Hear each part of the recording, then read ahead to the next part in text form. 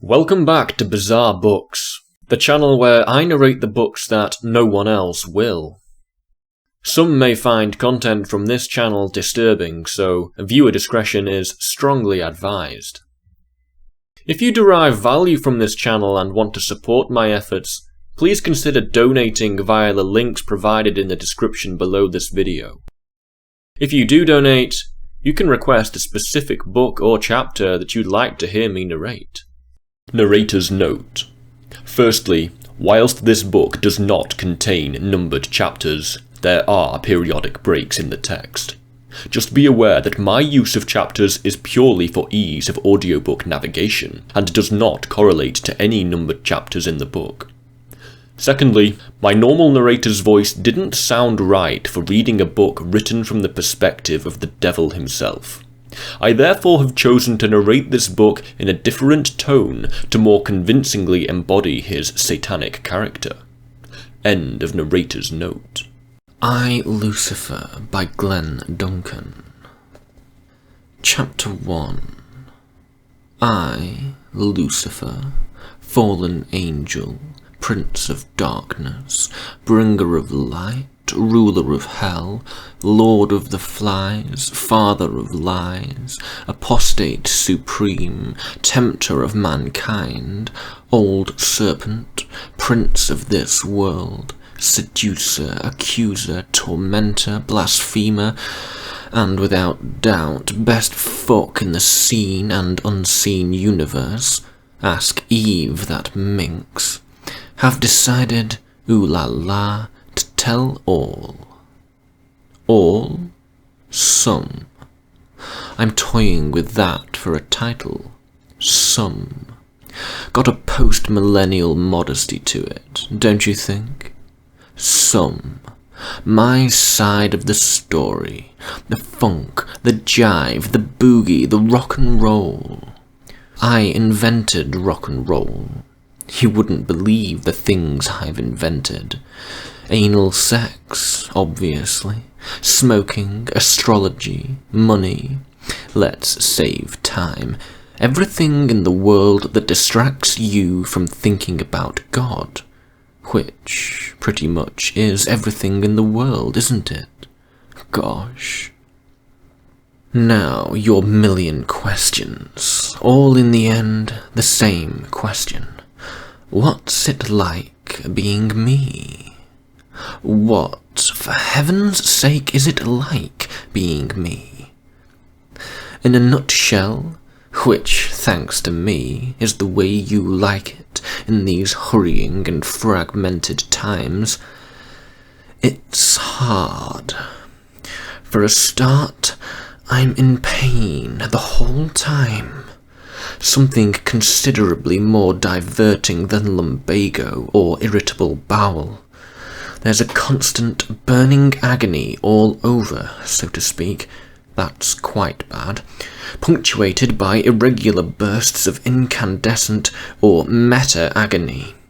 As if my entire being is hosting its own private Armageddon. That's really very bad. These nukes, these supernovae, catch me unawares. The work I've botched. The ones that have got away. Honestly, it really would be shameful had I not done the sensible thing, you know it makes sense, and become utterly inert to shame about 1,000 billion years ago. Then there's the rage.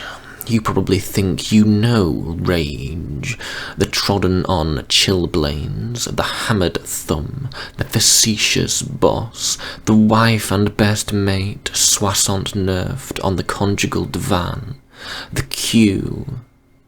You probably think you've seen red. Take it from me, you haven't. You haven't seen pink. I, on the other hand, well, pure scarlet, carmine, burgundy, vermilion, magenta, ox blood on particularly bad days. And who, you may ask, is to blame for that? Didn't I choose my fate? Wasn't everything hunky-dory in heaven before I upset the old man with that rebellion stunt? Here's something for you. It might come as a shock.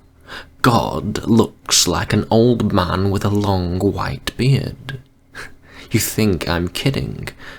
You'll wish I was kidding. He looks like a foul-tempered Father Christmas.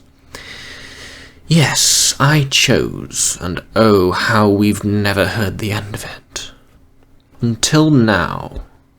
Now there's a new deal on the table.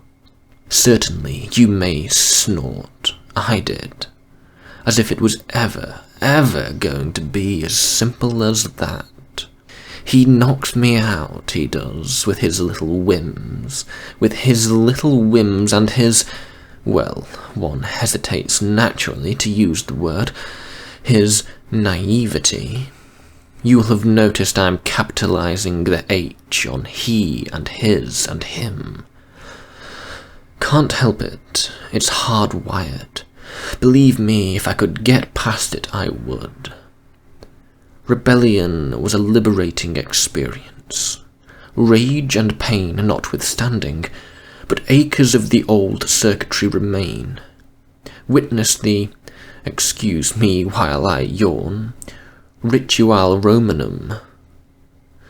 I'm tempted to prompt the ditherers. Gets me out, though, eventually. Every time I think it's going to be different. Every time it isn't. The blood of the martyrs commands you. Yes, yes, yes, I know. I've heard. I'm going already. Naivety is conspicuously absent from my own CV. As a matter of fact, I can hear and see pretty much everything in the human realm pretty much all the time. In the human realm, trumpets and cymbal crash of celebration, please, I'm omniscient, more or less. Which is just as well, since there's so much you curious little monkeys want to know. What is an angel? Is hell really hot? Was Eden really lush? Is heaven as dull as it sounds? Do homosexuals suffer eternal damnation? And what about being consensually buggered by your lawful wedded hubby on his birthday? Are Buddhists okay? In time. What I must tell you about is the New Deal. I'm trying, but it's tricky. Humans, as that pug-faced kraut and chronic masturbator Kant pointed out, are stuck within the limits of space and time, modes of apprehension, the grammar of understanding, and all that. Whereas the reality is, now do pay attention, because this is, when all's said and done, me, Lucifer, telling you what the reality is. The reality is that there are an infinite number of modes of apprehension.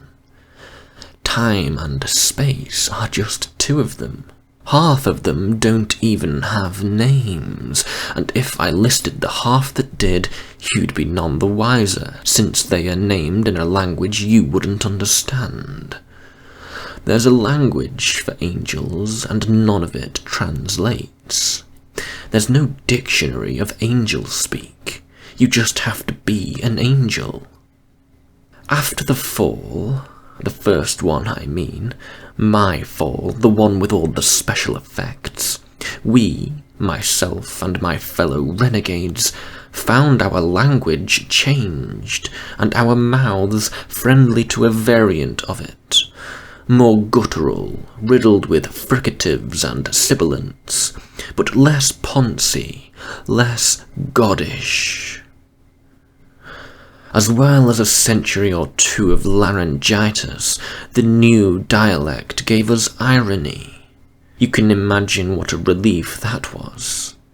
Himself, whatever else he might have going for him, has absolutely no sense of humour.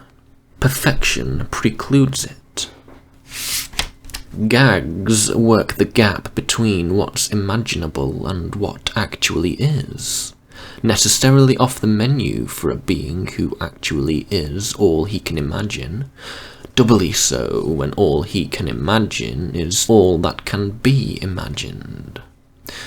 Heaven has heard us down here, cackling at our piss-takes and chortling at our quips.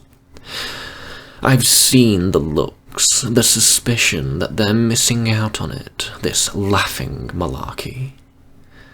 But they always turn away, Gabriel to horn practice, Michael to the weights. Truth is, they are timid. If there was a safe way down, a fire escape, boom, boom, there'd be more than a handful of deserters tiptoeing down to my door. Abandon hope, all ye who enter here, yes, but get ready for a rat old giggle, dearie. So this is going to be a difficulty. My existence has always been latticed and curlicued with difficulties, bent wrist to perspiring forehead. This translation of angelic experience into human language. Angelic experience is a phenomenal renaissance. English, a tart's clutch bag. How cram the former into the latter? Take darkness, for example. You've no idea what stepping into darkness is like for me. I could say it was sliding into a mink coat, still redolent with both the spirits of its slaughtered donors and the atomized whiff of top-dollar cunt. I could say it was an immersion in unholy chrism. I could say it was the first drink after 5 pinched years on the wagon. I could say it was a homecoming, and so on. It wouldn't suffice. I'm confined to the blank and defeated insistence that one thing is another. And how, pray, does that bring us any closer to the thing itself? All the metaphors in this world wouldn't scratch the surface of what stepping into darkness is like for me. And that's just darkness. Don't get me started on light. Really, don't get me started on light. It's yielding sympathy for poets, this new deal, which is fitting reciprocity since poets have always had such sympathy for me. Not that I can claim any credit for sympathy for the devil, by the way. You'd think, wouldn't you? But no, that was Mick and Keith all on their own. Poets suffer occasional delusions of angelhood and find themselves condemned to express it in the bric-a-brac tongues of the human world. Lots of them go mad. It doesn't surprise me. Time held me green and dying, though I sang in my chains like the sea. You get close now and then, but whose inspiration do you think that was? Saint Bernadette's? In the early days of the novel, it mattered to have structural device through which fictional content could make its way into the non-fictional world. Made-up narrative nominally disguised as letters, journals, legal testimonies, logs, diaries. Not that this is a novel, obviously, but I know my readership will spill well beyond the anoraks of biography and the vultures of true crime. These days no one bothers, but despite the liberties modernity allows, it'd be fine with you if there was no explanation of how His Satanic Majesty came to be penning, or rather keying in, a discourse on matters angelic. It so happens that I needn't avail myself of any of them. It so happens, in fact, that I am currently alive, well, and in possession of the recently vacated body of one Declan Gunn. dismally unsuccessful writer, fallen of late, oh, how that scribe fell, on such hard times that his last significant actions before exiting the mortal stage were the purchase of a packet of razor blades and the running of, followed by the immersion of his body into, a deep bath. Which brings the buzz of further questions, I know, but let me do it my way, yes? Not long ago, Gabriel, once a carrier pigeon, always a carrier pigeon, sought and found me in the Church of the Blessed Sacrament, 218 East 13th Street, New York City. I was taking my ease after a standard job well done. Father Sanchez alone with 9-year-old Emilio. You fill in the blanks. It's no challenge for me anymore, this adult meets child routine.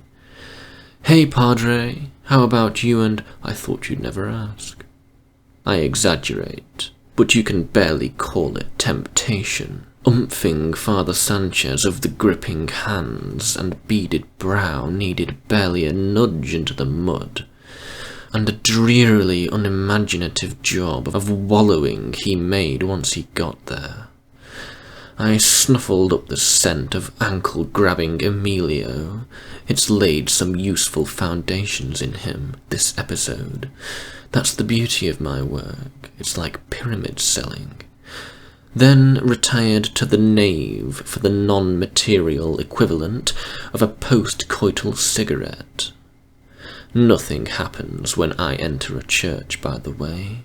The flowers don't wilt, the statues don't weep, the aisles don't shudder and crack.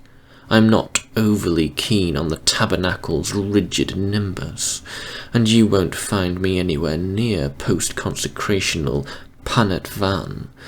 But these antipathies accepted, I'm probably just as at ease in God's house as most humans. Father Sanchez, roseate and piping hot with shame, walked wide-eyed and sore-bummed Emilio, musky with fear and tart with revulsion, to the vestibule from where the two of them had disappeared. Sunlight blazed in the stained glass. A cleaning lady's mop and bucket clanked somewhere. A patrol car's siren whooped twice, as if experimentally, then fell silent. There's no telling how long I might have stayed there, bodilessly recumbent, if the ether hadn't suddenly quivered in announcement of another angelic presence. It's been a long time, Lucifer. Gabriel. They don't send Raphael for fear of his defection. They don't send Michael for fear of his surrender to wrath, which, at number 3 in the 7 Deadlies chart, would be a victory for yours truly. As it was, incidentally, when Jiminy Christmas lost his rag with the loan sharks in the temple, a fact theologians invariably overlook. Gabriel, errand boy, pimp, procurer. You rather stink of himself, old sport, if you don't mind my saying. Actually, Gabriel smells, metaphorically, of oregano and stone and arctic light, and his voice goes through me like a gleaming broadsword. Conversation struggles under such conditions. You're in pain, Lucifer. And the Nurophens holding it marvellously. Mary still saving that cherry for me. I know your pain is great. And it's getting greater by the second. What is it you want, dear? To give you a message. Quelle surprise. The answer's no, or get fucked. Think brevity, that's the main thing. I wasn't kidding about the pain. Imagine death by cancer, of everything, compressed into minutes, a fractally expanding agony seeking out your every crevice. I felt a nosebleed coming on, extravagant vomiting, I had trouble keeping my shaking in check. Gabriel, old thing, you've heard of those chronic peanut allergies, haven't you? He withdrew a little and turned himself down. Reflexively, I'd expanded my presence to the very edge of the material world. Already there was a crack in the apse.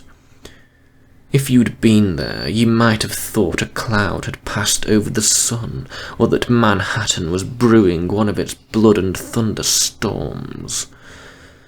You must listen to what I have to say. Must I? It's his will. Oh, well, if it's his will. He wants you to come home. End of chapter 1.